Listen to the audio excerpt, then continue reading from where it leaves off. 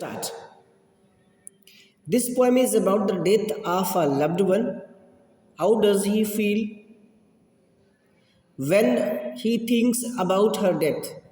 How does he imagine her to be after death? So, basically, in this poem, the poet William Wordsworth is having imagination about his loved one, perhaps that is Lucy, because he described the character Lucy in her so many poems, and in the same way he is also thinking about Lucy in this poem, and the position of Lucy after her death or sudden death. So let's start.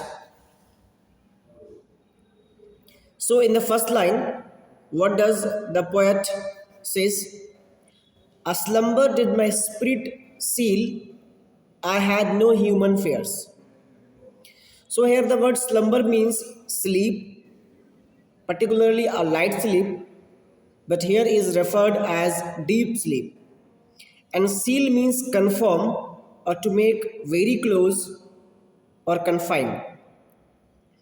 So in the first line, poet William Wordsworth says that a deep sleep, a deep sleep conformed her soul, and in that way, when he was in deep sleep, he had no human fears. So the poet at that time, when the poet was in deep sleep, had no fear, no worldly fear in his mind. As we have fear in our mind when we perform any activity, fear of being failed, fear of losing some dear one, or fear of getting things spoiled. But when the poet William Wordsworth was in slumber, at that time he had no fear in her mind, no human fear in her mind, no fear of losing someone, no fear of getting something spoiled, or nothing else. Then she seemed a thing that could not feel the touch of earthly ears. And the poet imagined that she, particularly beloved of the poet, perhaps Lucy, and the poet thought that all these earthly things, passage of time, decaying of several things, touch, all these things will cast no effect on Lucy.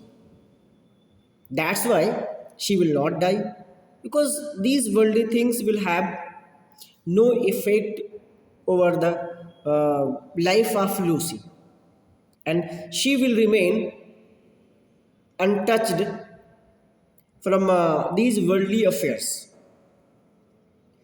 And now suddenly Lucy has died, and in the next four lines, the poet is talking about the afterward condition after the death of Lucy.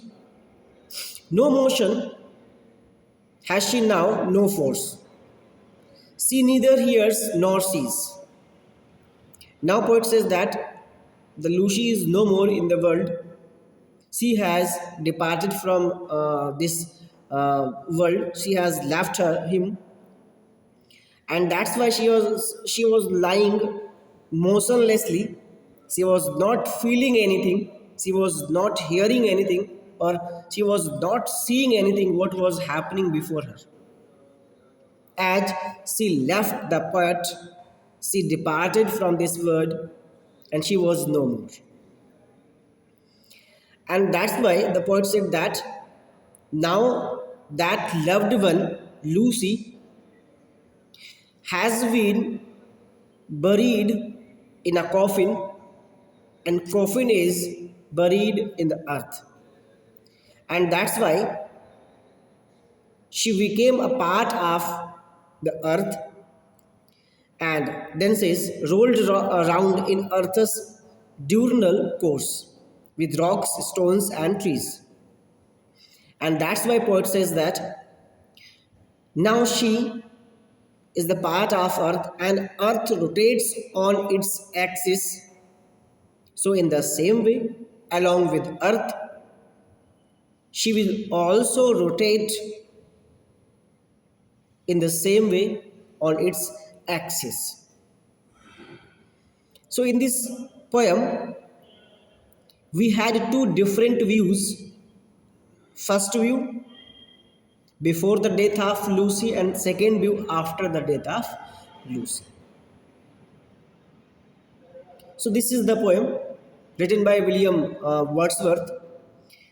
And now we are going to see the rhyming scheme of this poem. So, let's see. A slumber did my spirit seal. In the first line, the last word is seal. The last word is seal. So let us consider it as A. This is seal. We will consider it as A.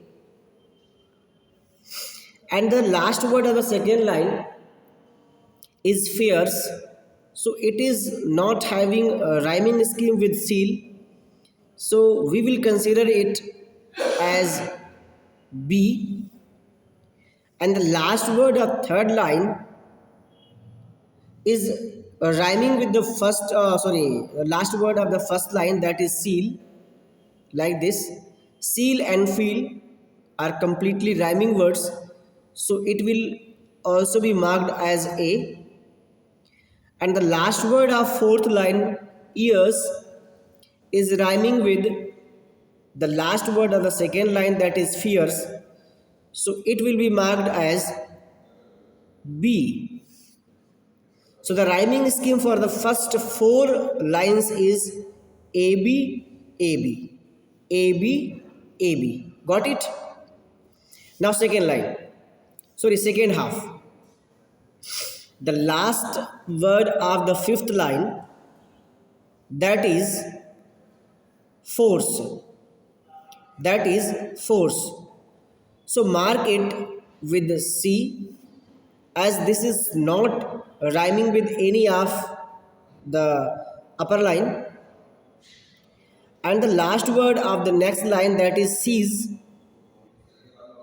it is also not rhyming with force, so mark it as D. And now we see force is also rhyming with course. So force and course are the same rhyming words, so mark course as C. And trees is rhyming with seas, so mark trees as D. So now the rhyming scheme for the second half is CD, CD, and it was for first half AB, AB. So the rhyming scheme for the whole poem is AB, AB, CD, CD. Got it? Okay. Now we will have some poetic devices. Let's discuss. In the first line, slumber, spirit, there is a repetition of S sound. So where there is repetition of sounds, it is called alliteration. So in the first line, it is alliteration.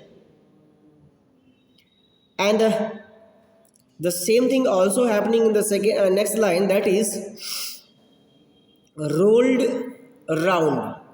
Here is the repetition of R sound in these two words, so it is also a fine example of alliteration. So dear students, today in this video we have seen explanation, rhyming scheme, and poetic devices used in this poem also. So in this video only this much. Thank you for watching this video. Have a nice day.